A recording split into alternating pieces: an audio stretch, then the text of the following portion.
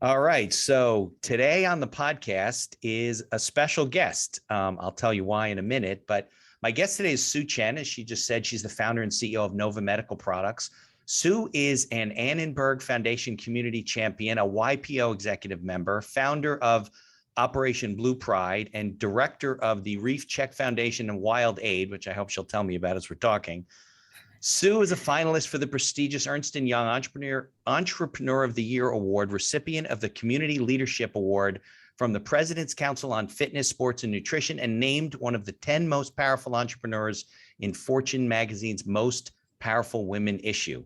Sue Chen, welcome to the podcast. Whoa, Mitch.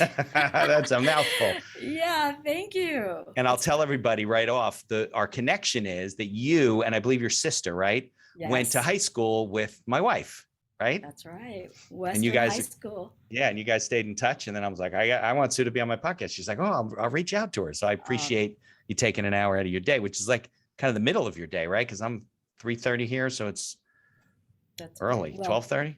Lunchtime here. Yes. Okay. Good. So I'm just interrupting your lunch.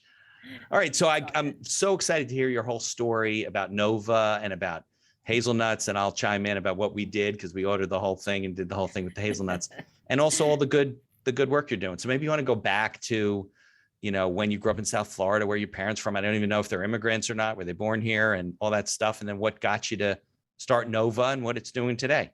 Sure. Thrilled to be here. Hi, Anita. Go Wildcats. So I'm an immigrant. I immigrated to the United States with my family when I was shy of my 4th birthday. Okay. And, my parents brought us here because they wanted a better life for their kids. Sure. I mean, that's why immigrants come to America. And this is what country did you come from? Taiwan. Okay. The little island off of China, the independent country off of China. Yeah, everybody knows about all the controversy that goes on there now. People hear about it. So that's Taiwan's right in the news. Yeah. Okay. So how did you pick South Florida? Were there relatives there, family? Yes. Well, we had no relatives. When we came to America, we were alone.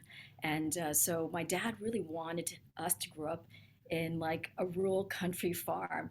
And so he was able to get a job at the chief of rehab at Hollywood Memorial.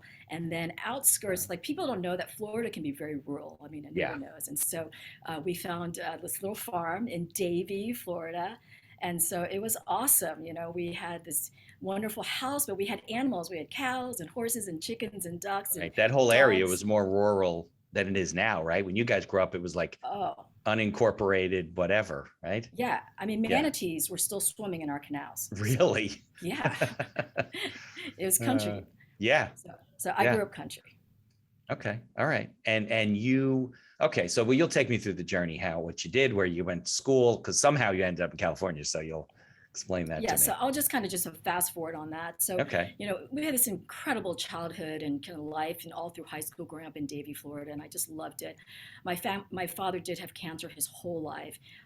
It actually allowed him to come to the United States, being discharged from the military. He went to medical school through the military in Taiwan. That allowed us to come here, but he lost his battle to cancer when I was 14. And so after I graduated from high school, it was really important for my mom to move back to LA where she actually did have some family. Okay. I graduated and she waited until I graduated, and I wanted to go someplace where I didn't know anybody because I had such a comfort zone in Davie, Florida, living there for so many years, so many wonderful friends. That's all you remembered, right? Yeah. So I went to this small school in San Antonio, Texas, Trinity University, where no one from Western High School went to. And I went there because I just wanted to get to know myself alone. And how did you pick that school? Well, I picked the school because I had to go where the money was. Okay, and so that's a good able answer. To get an academic scholarship to Trinity, and they were looking to diversify their student base. So got it. I was able to go there, and that worked out great. And then after Trinity, I went back to LA. My mom had, started a life there, and I wanted to just kind of see where I could find some opportunity. And I was thinking that I would go to law school or get an MBA, and I really wasn't sure what I was going to do after college. Right. And then I had this opportunity to open up Nova in the United States. So before my father passed away, he had this dream to make better products for his patients. He worked in rehab and at the VA, and he just thought, this medical equipment is just so archaic, it hasn't Right. innovated in years. Yeah, no, And you so everybody knows, right? The walkers, they're all like just aluminum. They fold up. They're hard to use. They look terrible. they're called bent metal. Right. People Is put that what it's tennis called? balls on them. Yeah, I mean, Yeah. in the category, it's durable medical equipment, bent metal. I mean, that walker that everybody knows, it's ubiquitous. It doesn't work, so people Right. put tennis balls on them. I mean, it's I just know. ridiculous. So my father had this dream, but he passed away. But his brothers did start a small manufacturing facility in Taiwan, Hmm. and they were just making the same products my father hated. Right. But I had this chance. They said, well, you don't have any brothers. There's no other family in America. So why don't you try to start distribution for Nova in the United So States? Nova the name of the company in Taiwan? Yes, it is. Oh, that's After where the name comes from. Nova, because my uncle went to Nova Vocational School, which is Anita will know from Southern Florida. So Right. that's where he Nova. got the name from. Sure. Oh, okay. That makes sense. But Okay. it also means new star, new chance. Oh, yeah. Perfect. So yeah. I think it's ironic that we have like a walker, for example, for older people who can't get around and they can't put their own tennis balls on these things. So obviously somebody's helping them do it. Like you got to modify your own equipment that's supposed to be helping you. It's kind of ironic, right? It's ubiquitous, but it's crazy when you think that we put tennis balls that we cut up on someone's mobility product. Right. It's crazy. Yeah. I mean, it's amazing that nobody ever decided we should solve that problem to just letting these poor people walk around with yellow tennis balls on the bottom of their. Well, Nobody that's what we're cared, I doing. guess, right? Yeah, I understand. I see that. I see that. So that was what year did you start the company? In the 90s, right? Early 90s? 1993. Okay, so yeah, so and your sister is Anita's age, right? You're a little bit older than Anita. You're probably more my age. 1 year. Yeah. Okay, so I'm a little bit older than you. So I graduated law school in 92. So then you started the company. Now, did you go and get your MBA or you just finished college and started in the business world? I finished college and I started the company, but boy, I really wish I would have taken more accounting classes. Yeah, I mean, I don't think you need your MBA to be an entrepreneur, but counting definitely, it all stops and starts at knowing your numbers, right? Sure, Yeah, absolutely. yeah. Okay, so it's been a while then. You've been running the company a long time. This year we turned 29. Yeah, so yep. See, I'm a little bit older than you. So I've been practicing just about 30 years this year. Ooh. So there you go. Exactly. So do you remember what your first product was? Like, how did you get started? What was your first? Yes. So I Yeah, remember all of our first products, and they were the bent metal, medical equipment, and the industry was really confusing to me because you think about just products and selling products in retail. Well, medical equipment, durable medical equipment, basically the model was reimbursement. So yeah, you have products, and what is Medicare going to pay for? And right, that product has a code, and then you submit that code. Medicare pays a certain amount, and you give it to the person that supposedly needs it. right, So it was a reimbursement model, is what I entered into. And Medicare is only going to pay for this kind of walker or this kind of cane, very right. specific products. Yeah, it was like a prescription, basically, right? They're Exactly. writing you a prescription. You don't go to Dick's Sporting Goods and get your equipment. Well, maybe you do That's right. now. I don't know. You'll tell me. Okay, We so have was it transformed. a was it a walker? Was it a cane? What was the? Yeah, so the first products we had were called bent metal durable medical equipment. So we had that awful walker in different sizes, commodes, crutches, canes, basically bent metal aluminum products in mobility and bathroom safety. So we had about 60, 70 products So at the you start. so they weren't what they are today. When you got started, you were selling the same things, right? That you were just participating in the industry. You didn't at that point. That's right. We were just Oh, okay, I participating, understand. and it felt very confusing to me. And then, really, kind of the game changer early on was there were these walkers, these four-wheeled rolling walkers that were developed in Sweden, that the European market was starting to transition from a pickup walker to something with wheels. Imagine if you had wheels, you could actually move faster. Right. So my uncle said, you may want to try bringing in these four-wheel walkers and seeing if you could, move them in the US market. So I brought in a container, couldn't move them because Medicare didn't know Wouldn't how pay to for it. Right. reimburse for it, right? Yeah. So people are like, well, it's a good product, but is Medicare going to pay I for it? don't want Was to pay really for the it. Right. question. Sure.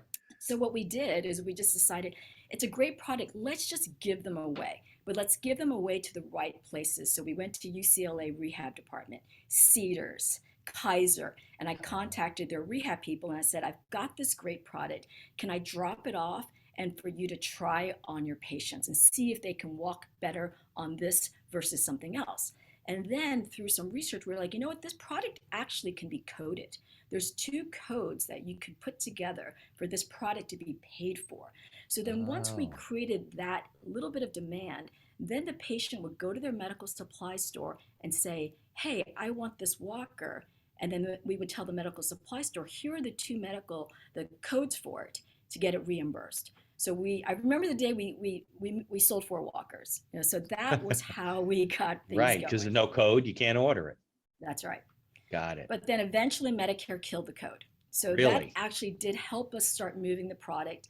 And as Medicare does, is when they see a spike in a code, too many people are using it, are people taking advantage of Right. the They want to know, is system? it fraud or whatever? They Yes. investigate it. Yeah. So they kill the code, and then the reimbursement was just for that basic pickup walker with tennis balls, and so it was really hard to get it reimbursed. So that was the time we had to make a decision. We knew people needed the product. We knew people loved the product. We knew it helped them so much. So how were we going to get it to Americans?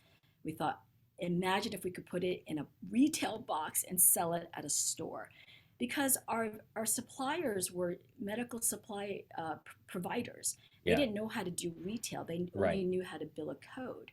And getting them to take a credit card was something that was so foreign to them. So we decided, let's try retail. Let's put it in a retail box and try to get it in a retail store. And so we got it back in the day. Remember, Californians will remember Save On drugstores. Okay. I think they're now CVS. Got it. So we were able to do a test pilot and get that walker actually into a drugstore. So these are people that said, listen, I don't want the Medicare walker. I'm going to buy my own walker. Like, they couldn't get partial reimbursement, could you? You couldn't No, submit to Medicare and say, hey, give me the $100 or $50. It probably wasn't even that much for the walker, and then I'll pay the difference. You couldn't do that. no, no. We had to just sell it cash, just like any product that you would need, Right. consumer products. And I remember this gentleman, because we put our phone number on the product. He came by to get a tune-up on his wife's walker that he bought at Save On Drugstore. And he said, I had no idea something like this even existed Right. until I was going to Save On and I saw it getting a prescription for her. Right. So thank you for making this available. Nice. I needed this product for her. Yeah. It changed her life. Right. And so then we knew what our mission was going to be. We had to get our products from reimbursement to retail and get it to the consumer. Okay. Then that was, how long did it take you to discover that? That was about what year? That was in like 1997, 98, when Medicare started cutting the reimbursement and changing the code. So I think we got that product into Save On around 1998. Okay. But was it still kind of just an aluminum gray product, or was it No, like fancier? it was fancy. Yeah. And so that walker that I told you, that, the transformational walker with the wheels and the brakes. So we started making changes to it to really align with people's lifestyle. And the Mm-hmm. biggest transformation was to make the walker beautiful, Yeah. like to make it red and add colors to it, which seems so normal and natural because we all love colors and we choose colors. But at the time, no one ever actually asked the consumers what they wanted, Right. because it was Medicare. And so because we put our 800 number on the product, we wanted feedback. And I talked to so many people, and I started going to assisted living centers to show Mm-hmm. people about the product. And I was like, people aren't old, they're not elderly, they're not disabled. Right. They just have more years. Right. They But got they're more years still on their like, body. yeah, that's all. But they're Don't want to still feel like, good about stuff. yeah, they're still Yeah. stylish and sexy and cool. Yeah. And they want beautiful, cool looking Yeah. They want to walkers. feel good about what they're walking around. Look, there's plenty of times when my father even told me, get me Sue's number after you talk to her, because he's 78. He's got some health issues going on. He may need a walker at some point, or a cane or something like that. Nobody wants to bring it. They leave it home. They're embarrassed. They don't want it to use until they really, really, really have to, Well, and you can feel good about what you use. that's actually one of the dangers is that there's so much denial Yeah. in using medical equipment that it actually leads to falls and things that we can prevent. So our biggest innovation was changing the emotion Yeah. around the product Of course. from dread and denial to wow and love. Yeah. And by making a beautiful product that works well, that is just so innovative and cool, that changed how people felt about the product. And that's how it changed their family members. I would see grandkids be like, Grandma, your walker is so hot, you know? Well, what's good about it is that we'll be old someday, and then I'll have to use a walker with Anita, and I could thank you for not having it look better, me feel better about using it. We'll get you his and hers. We'll bling your ride. I love it. I love it.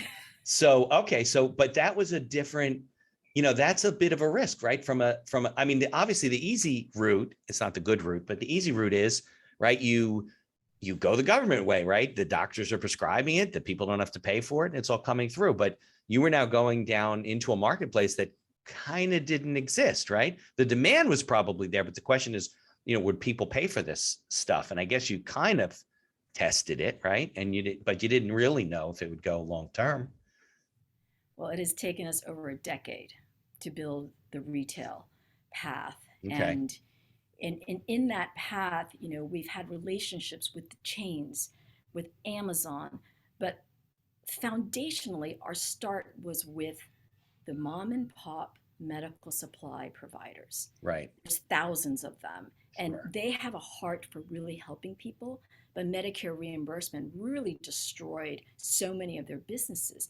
What if we can take those providers, and there's thousands of them, thousands, and transform them into retailers? Yeah. So that's what we've been doing for the last 10 years, is transforming providers to retailers, because that's really the place that if you have to get that walker for your dad, you want to go into a wonderful, loving, educated medical supplies store. You don't want to go to Walmart. You don't want to go to Right. Amazon. You want to No. go someplace where people care. So are there medical supply stores? Because when I think of it, I think of like my grandparents going to their doctor, right? Getting him telling you really need a cane to walk with here, writing him a script. And then what happens? There's a store that you go to. I don't even know where these things exist. So there must be a lot of these. There are a lot. So we now sell our brand into over 6,000 independent medical supply stores and independent pharmacies in America. Okay. So are the bigger ones carrying it too? Like does CVS carry it? Walgreens, or not really? We broke up with all of them. They get it, the cheap ones. They get the knockoff. Well, yeah, we decided that was not where our partnership should lie. Right. We will never sell to Walmart, and we will not sell to the big box chains. Yeah. I've heard stories about all kinds of people dealing with companies like that, not just in your industry, but I mean, they just take advantage of suppliers and manufacturers all the time. Yeah. I've got stories. Yeah. Yeah. Now you don't manufacture, right? So when you were creating these products with the colors, you were working with the manufacturers to do what you wanted them to do? That's right. Right. And the prime manufacturer is my family. In Taiwan. Remember, most of it comes from there? Yes. I remember going to them and telling them, I want a red walker. And they're like, red? Are you sure red? And I'm like, yes, red, like on a Mustang, red. Yeah. And so they were like, well, let's see how you move. They were skeptical, right? And I remember going to visit the factory, and the whole place was like red walkers. Really? Because they're making why? Because now, do they sell? They don't sell just to you. They're not your manufacturing facility. They're selling to all kinds of distributors, right? My family's factory only provides for us in the United States. Okay, so you're a Nova Products distributor location in the United States, and is it family owned, like the whole group? Yeah, yes. So the family owns the factories in Taiwan and Vietnam. Got it. I own the company here, but we also work with other manufacturing partners all over Asia. Right, but anything that Nova overseas makes, you distribute only. Exclusively. Yes, that's right. And then you get other products that they don't make from other manufacturers. That's correct. Are they all overseas, and whether it's in Europe or Asia or whatever, or some in the United States? Nothing in the United States. We just do a little bit of light assembly here. I Huh, wish we could make it interesting. here, but it's Yeah, hard to do that. there's like no industry doing it. No, Huh.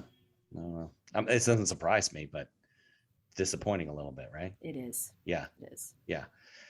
Okay, so you've been running this company now for a while. You've gotten all kinds of awards. I know I had a mouthful there with all the things that you're doing, but you do have other things that you do. We're going to talk about the hazelnut farm because, and everybody should do this, by the way, anybody listening, my wife and I did this. We bought a kit from Sue. It was a big bag of hazelnuts and a cracker and some other things and some jars, right?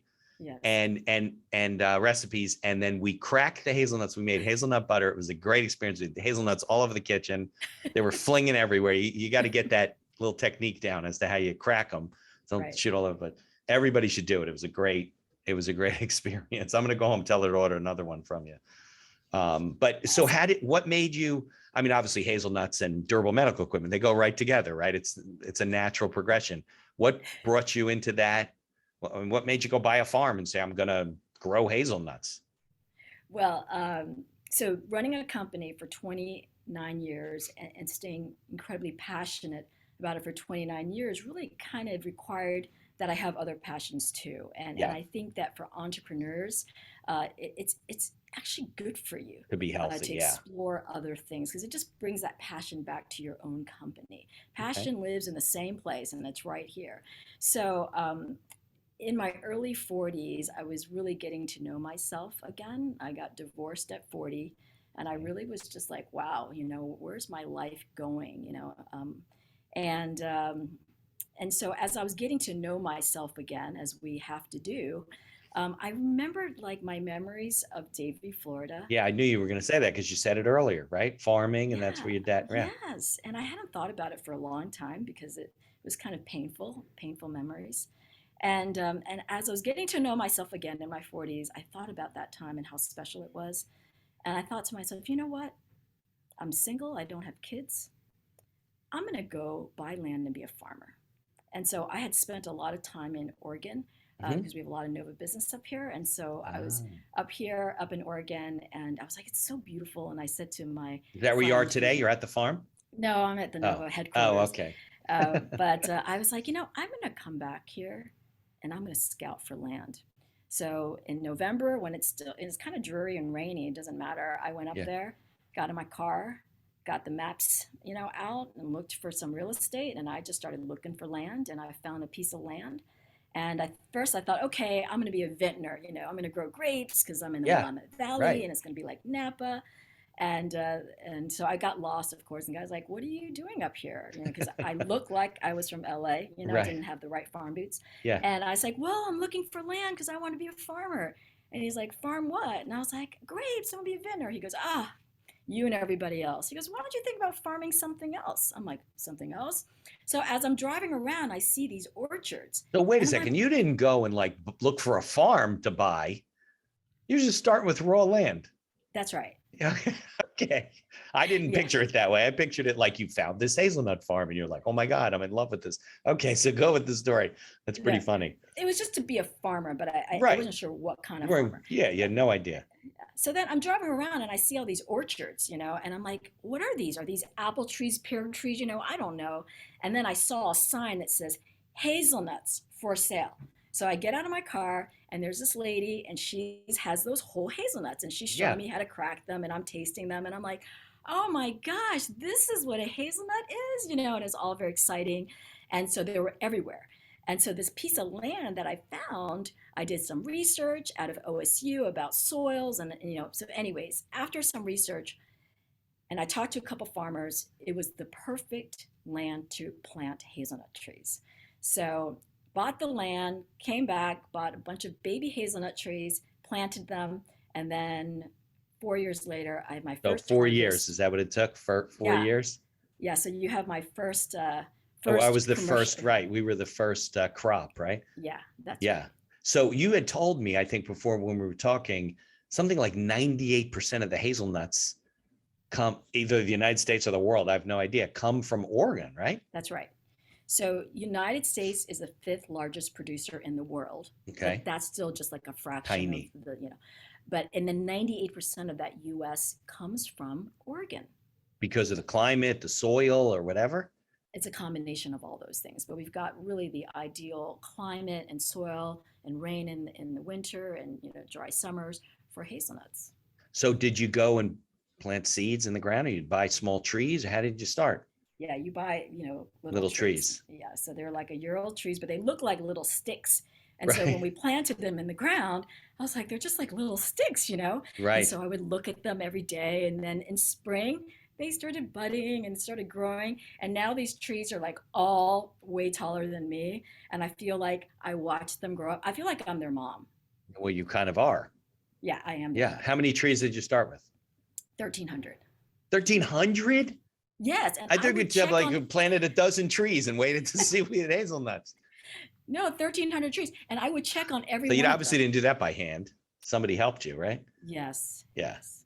Yeah. There must be irrigation systems, right? That water the trees. And I mean, not watering around with a hose. So, right. So you Well, have somebody who works the farm for you.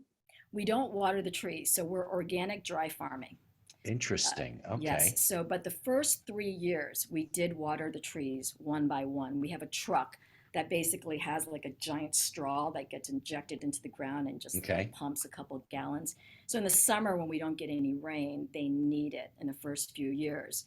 But now, they've established a big tap root and a little bit of struggle, these last couple summers is kind of keeping these trees a little stronger. So we haven't really watered in the They last don't need a lot two of or three water, huh? years.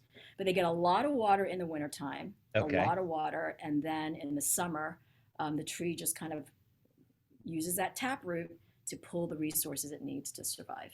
So it doesn't take a lot of love and care of the trees once the tree's established. Well, what takes a lot of love and care is just kind of the management of the trees. And so there's a lot of mowing, to try to keep that ground clear. And also going organic is just a Yeah. completely different So no process. pesticides. That's what organic means, right? No Yeah, no, sprays. yeah, no pesticides, no herbicides. Most organic farms, you'll look at the floor and they're just completely, free of any weeds or grasses because they spray and they kill everything.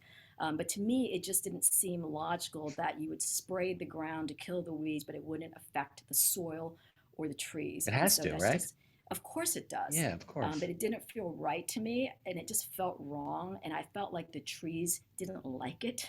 I know Right. that sounds kind of corny, but I feel like I'm their mom and they tell me. And so we decided to go organic. So we do have to mow it to keep the grass down. And then the tree is really a bush and there's little suckers that come out. And a lot of the farms just spray it and kill those suckers, which I know damages the tree and soil. So we actually have to go in and manually cut in all of Because those. that sucks away from the main part of the tree, right? Because it's like drawing on the resources of the tree. So you got to cut them back. Is that why? That's correct. Yeah. Yes. Okay. So since we're talking about hazelnuts, so when we get the hazelnut, it's like this hard shell, right? And you crack it in the nuts inside, but that's not what grows on the tree, right? It's like, isn't it something wrapped around that? No. No, it's just the hard nut. Yes. So the nuts that you got to your Yeah. house, that's what they look like when they fall off the ground. So You you pick pick them them up in off. the ground, or is there screens or netting No, underneath the trees? No, you just pick them up no. off the ground. So what we do, it's actually a pretty cool process. Okay, so I Okay. don't know if your listeners are into it, but Well, they're farming's going a to be into it business now. too. I'm interested in it, so I don't care. Okay, so when the nuts are ready, Yeah. okay, it's a hard nut to crack. So the nuts eventually, turn brown and hard. And when they're ready, guess what they do? They just fall to the ground. So Okay. once they fall to the ground, then we're just dealing with like squirrels and birds, trying to eat your nuts. So But they're pretty uh, hard though, right? I mean, you can't. Can a squirrel crack one of those open? Oh, they oh can. yeah, Yeah, they they can. All go right. nuts. They go nuts, literally. So the nuts fall to the ground, and Okay. we wait for most of the nuts to fall on the So ground. you're And not once, picking them off the tree. no, they just fall. Okay. Okay. So once they fall to the ground, and it's just like raining, all the nuts are on the ground. Then there's a really cool machine called the Monchero, Hmm. and the machine, first thing it does is it sweeps out all the nuts from under the tree. So it goes Okay. under the tree and it sweeps the nuts under the tree so they're all positioned in the middle of the aisle. Hmm. Then it turns on another contraption. It's like a transformer. It's so Right. cool. Then it goes through the aisle and it scoops up all the nuts. And it kind of has a weighting device where if it's about a weight of a nut, those nuts go into the bin. And the things like the husk and the leaves that are Separates them. lightweight, that just gets blown back out to the orchard. And so we're able to collect all the nuts with one guy, one machine, in about 4 or 5 hours. And they're pretty much clean, like in terms of the bins of nuts have just nuts in them for the most part. Nuts, there's some rocks and stuff in there, but they're Yeah. not clean. So they're really dirty because the soil's there and everything. So then Okay. the next step is we've got to wash them really, really well, and then kind of let them dry in a dryer. And once that's done, then that nut and that shell preserves for 2 to 3 years. Okay, I see. So because yeah, okay. So but it's a business, right? I mean, it's not just for fun. So not everybody just buys a sack of hazelnuts that like we did. So who are your buyers? Who are your customers? Well, so this is a part where I am learning Okay. and learning about farming. And it's really interesting because much of what the hazelnut industry has to do is similar to other industries that are facing all these pressures. It's really hard to be a farmer in America. Yeah. It's really hard to survive. It's hard to make money. And I'm seeing that, so you don't have a lot of options as a hazelnut farmer, and you have to do things to really reduce the cost. That's why it's hard to go organic because it's expensive. And so you're really dictated by the market price of what they're Right. buying You nuts can't for. sell your hazelnuts twice the price because you raised them organically, right? I can't. Grow them They organically. basically go to a packer, Yeah. and everybody sells to that packer. There's a price that the market commands that year, and they take everything, and then they handle all the distribution. So you really only have one channel. So I So you're wanted just to. selling the raw goods to the packer. Then the That's right. packer sells them to whoever's doing whatever they're doing with them. That's right. Okay. And most farmers do that, whether it's beef farmers or corn farmers. They sell to the packer, and they can kind of control the distribution. And so I really wanted to explore other ways that we could sell our hazelnuts. And so that's why we have a website, and we sold some direct to container and try to think of ways like the nut butter kit that we can move the nuts. So I'm exploring. I'm on that path of figuring things out with this hazelnut business and seeing if, Yeah. Well, one you're a day business. You're an entrepreneur. So you're not yeah, just going to pick up nuts and send them out. You're going to figure the business out. So I think it's interesting because hazelnut flavoring is pretty popular. I mean, people put hazelnut in their coffee. People eat hazelnut ice cream. There's that chocolate spread. There's one that's almond, but there's one that's, Nutella. yeah, exactly. Is hazelnut in Nutella? Yeah, Yeah. but it's really bad for you. Yeah. No kidding. Really? Yeah. I think the only thing worse than that is marshmallow fluff. And That's usually right. people put the two of them together. Well, Yeah. that's why Nutella is so bad for you. That's why you can make your own Nutella. And so that kit that I sent you, if Yeah. you just With added a real little, hazelnut. Yeah. yeah, if you just added a little chocolate to that, you just made your own household Nutella, but Right. Because without all Nutella those itself awful. has like hazelnut flavoring, right? It does it have real hazelnut in it? I don't Well, think so. I just challenge your listeners just to look at the back of the label. Yeah. Number one and All number two chemicals. is palm oil sugar. Yeah. And then there's going to be a little bit of hazelnut in there, but it's certainly not a primary ingredient. Right. And by the way, hazelnut butter, we made it. It's very good.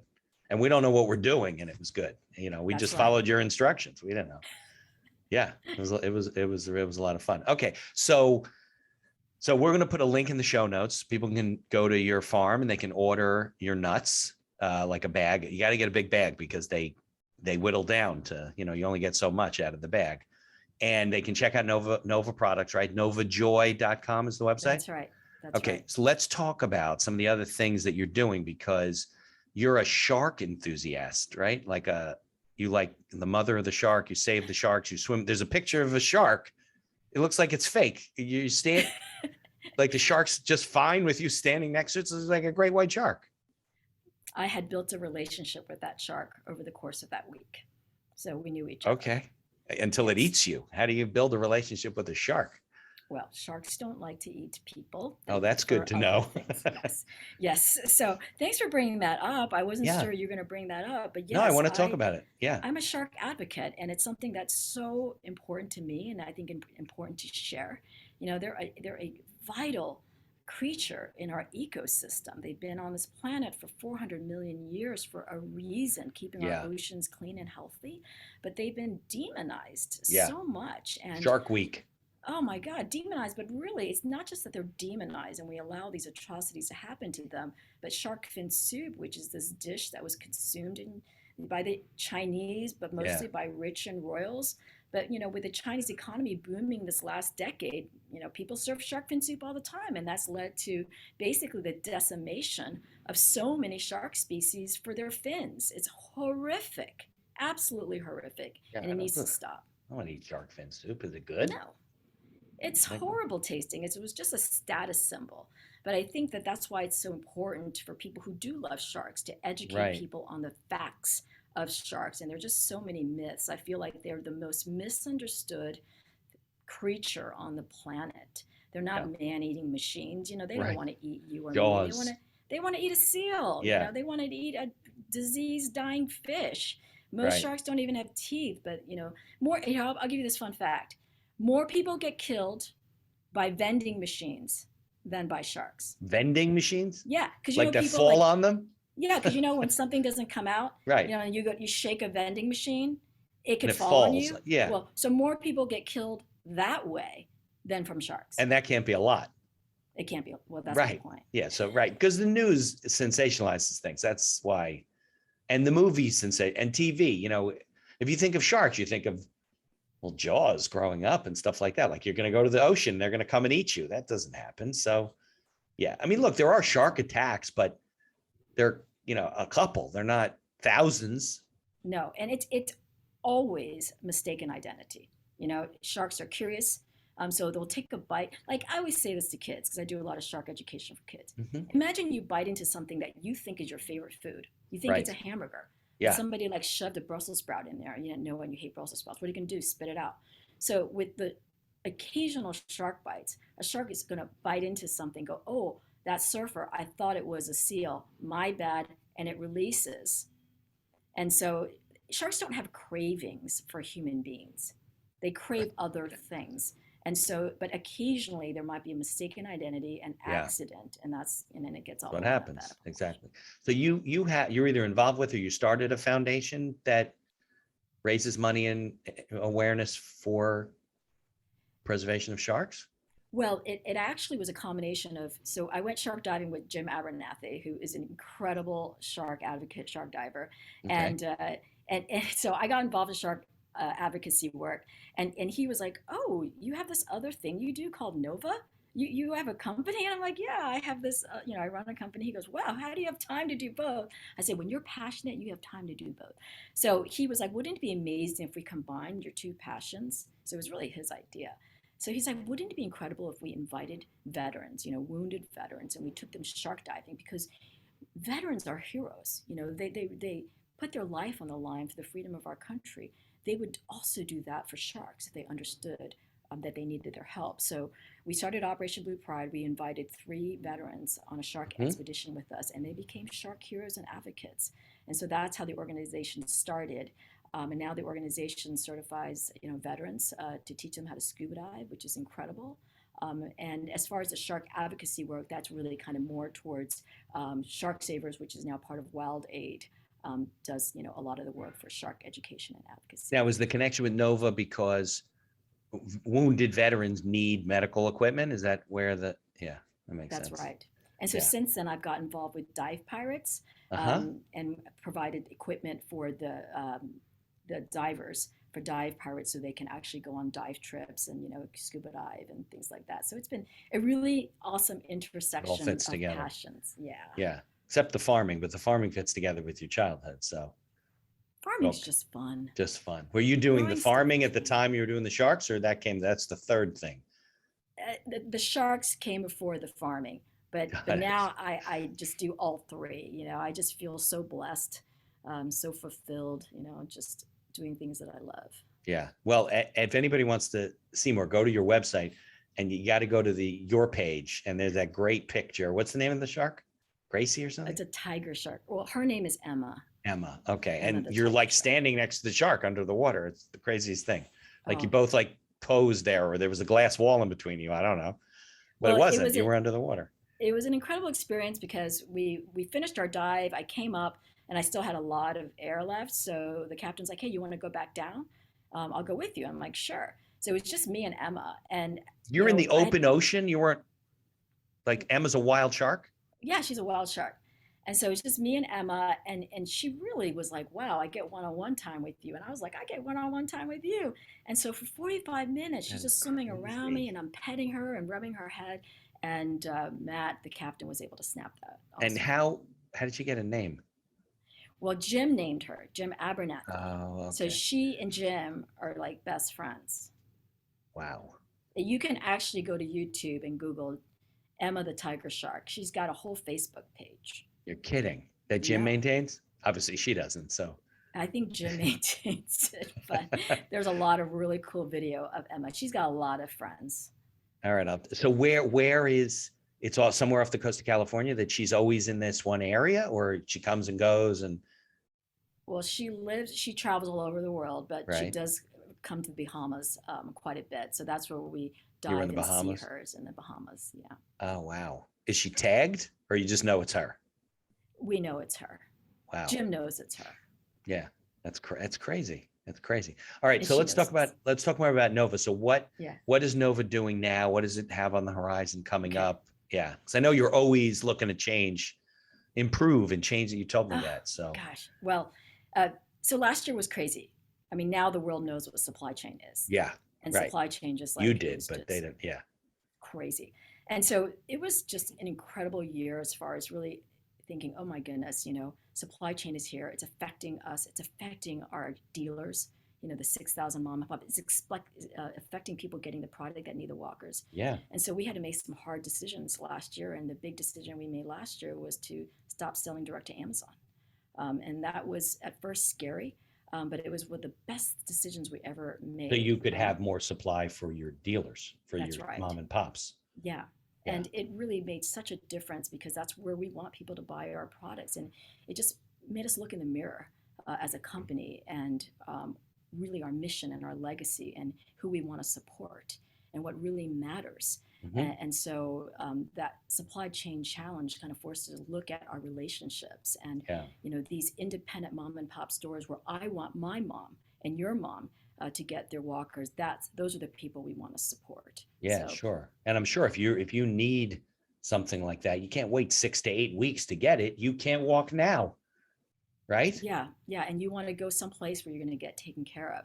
So where we are now is continually to innovate products, more bling, more colors, and we really are the brand that has the most diverse, inclusive, and empowering mobility products on the planet. Like we have a beautiful cane for someone who's 6'10". If you're over 300 pounds and you want a beautiful cane or a walker, we have that. So we saw that there were a lot of sectors of the market that were Hmm. just completely being ignored. And we just feel that everybody deserves to walk with style and with pride and with dignity. So we're always looking to bring in products to make sure that everyone has a chance to be independent and beautiful. Was that because just everything was kind of standardized, like a cane was a cane and a walker was a walker, and if you were heavy or you were this or that or tall, tough luck? It was like that. Nobody cared. Well, I don't know if people really listen sometimes. And I Yeah. and I feel like, we don't innovate anything. We just listen better. And when you listen, you get the truth. Yeah, And the sure. truth that I was hearing from people was that I want to be beautiful still. And somebody actually wrote a comment that I read that says, "I love that you have beautiful canes, but why not have beautiful canes for people who are bigger?" And I was Yeah. like, "Yeah, why not?" Right. So I feel that Nova's greatest innovation has been our ability to listen and be in the trenches and connect with people emotionally and get their truth and Right. then expedite it and execute it with products. Right. Well, isn't that, I mean, that's true for a lot of businesses. The of the entrepreneurs that I interviewed, and I told you we hit 200 a couple episodes ago. Yeah. Congratulations.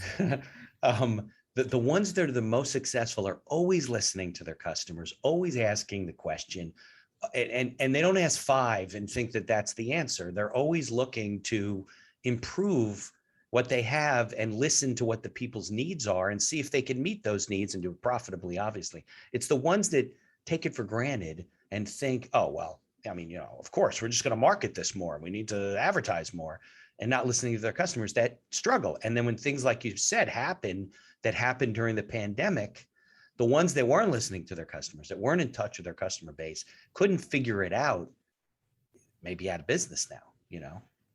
That is so true. The answers, the solutions, the future is right there if we just care enough to really listen. Yeah. So that is something that also drives the passion, because if you really listen to somebody with love and you get that truth, what happens is you start getting passionate. So when people would come and tell me, because you feel good about what you're doing. yeah, I would get passionate. And that passion turns to courage, Right. and then you have the courage to do something. And Yeah. then that courage becomes gratitude, because then you can see what you've done. So it's kind of this, I call it the power loop. Yeah. Love becomes passion, passion becomes courage, courage becomes gratitude.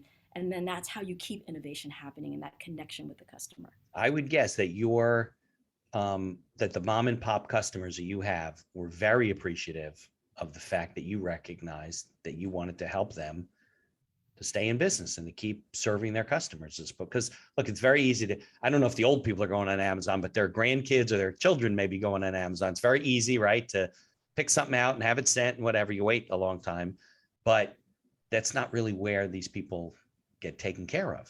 And, That's right. they're getting driven out by these, virtual companies. Yes. Now the product's still available on Amazon, but they're available through mom and pop third-party sellers. Right. They have Amazon Marketplace, right? Exactly. Yes. Yeah, that works. And so to your point when you asked that, yes. And that, when you've had a business for decades, you start thinking about your legacy.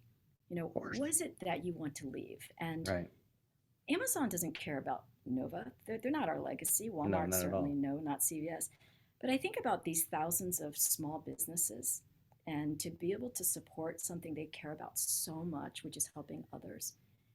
Yes, they appreciate it, and that's my legacy. Yeah. So yeah, it feels good. Well, I can't thank you enough for taking the time to talk to me, to share your story, to bring all the stuff to the world. And I'm excited. I don't know what holds for you next, but I'm sure it's going to be something else. Are you still running Nova day to day? Yes. Do you have any plans you have no plans to slow that down? No plans. Okay. In fact, I'm probably crazier than I've ever been, crazy in a good way. Yeah. Just busy and busy. I have an amazing team of people that run this company. And so now I really get to focus my time and energy on what really matters to our customer base, our dealers. So I really have become the chief education officer. And my mission at Nova is to help them with their businesses and help them with their retailing so they can become more successful. Yeah, well, it's about the big stuff when you're not worrying about if there's toilet paper in the ladies' room. You're worrying about the big decisions of the company. I mean, that's what happens when you grow a company and it's successful. Yeah, no, I love it so much. And it's, for me, my priority is just people. And so when it comes to my time is with my staff. That's why I'm here in the office, because it's important that I'm here. I'm engaging with them, that they're seeing me, and also with our dealer base. What do you think is one or two things that you've found was the most difficult? If you're giving somebody advice about starting a business or going into business for themselves as an entrepreneur, what do you think the one or two things are the most difficult about being an entrepreneur in business? Having looked backward now. Yeah. I think you're so hard on yourself. You're so hard on yourself. And we spend so much energy with limited information. Something may have happened, just beating ourselves up. And that takes an enormous amount of energy. Right. And it takes from you. So my advice would be, usually something happens and it just rocks your world, right? But really, if you just look at just the facts of what happened and just take that data and just go, you know what? It's not that I don't care or take it personally. I just need to have a strategy around it. So what happened? Let me just look at that. Just figure it out and not get emotional. And then rather than getting and speculating and going, oh my gosh, what about? I like to play things out. Okay, let's just play out the scenario. So say, you know, we get a lawsuit on something, and I play out the scenario. It could be this, or it Right. could be this, but let me play out the worst case scenario. I play out the worst case scenario, think about it, and go, am I going to be okay? Yeah, I'm Right. going to be okay.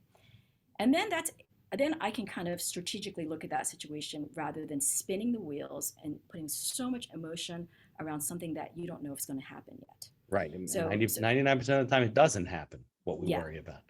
because as an entrepreneur, you've got to take care of yourself Yeah. and you've got to have a relationship with yourself. And that means finding ways to work through some of the challenges that come your way and having a strategy around it rather than spending so much energy and time beating yourself up or worrying about something that has never happened, that hasn't happened yet. Yeah. So I guess we're too hard on ourselves. That's what you're saying a lot of We're times. so hard on ourselves. And I would say the other thing that I think has been so valuable for me in all Hmm. these years is have a pitch. Have a really good pitch, whether it's a 1 minute pitch, a 2 second pitch, or a 5 minute pitch, and you got to be ready to nail that pitch anytime. So when I introduced myself to you and I said what we do, it could be like, oh, medical equipment. But I said sexy canes and Right. turbo walkers. Hey, it makes you think, right? Yeah. So you've got to have that pitch that's going to make people remember you and go, wow, I want to hear more. Well, we all want to hear more. So we're going to put the links in the show notes. People should definitely go home and order hazelnuts. Are there hazelnuts available right now this time of There are year? hazelnuts available. Okay, Yes. great. So Sue, I thank you a lot for joining me, spending time with me and sharing your story. And I will definitely send your regards to my wife. Thank you. This was a blast, and thank you for having this awesome podcast.